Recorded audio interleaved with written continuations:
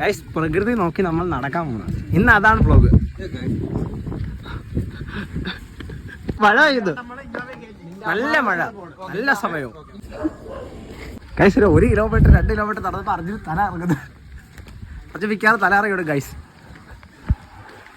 Guys ഇനി വലിയൊരു തേരിയ. അർജുൻ തിരിച്ചു നമുക്ക്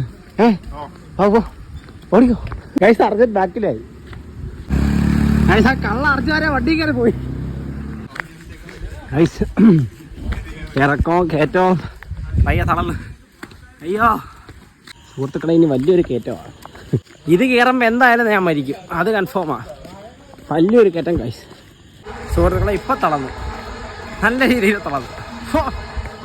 2 കിലോമീറ്റർ എന്ന് പറഞ്ഞതാ, ഇതിപ്പോൾ 5 കിലോമീറ്റർ കൂടുതലായി ഗൈസ്. സുഹൃത്തുക്കളെ അങ്ങനെ വീണ്ടും അർജുൻ മുന്നിട്ടിരിക്കുന്നു.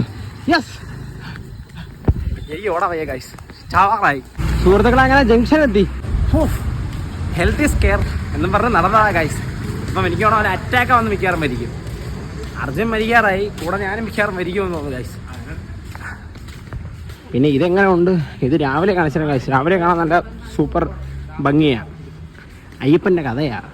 മര്യാദയ്ക്ക് വീട്ടിൽ വല്ലതും കിടക്കാതെ എന്തിൻ്റെ കഴപ്പായിരുന്നു അതോ ഗൈസ്. സന്തോഷമായിരിക്കും. ഇവരിൻ്റെ അടുത്ത ഇവരെ സംസാരിച്ചൊക്കെ നടക്കാം, പക്ഷെ അതേളെ കാണാം ഞാൻ. അടുത്ത കുഴി.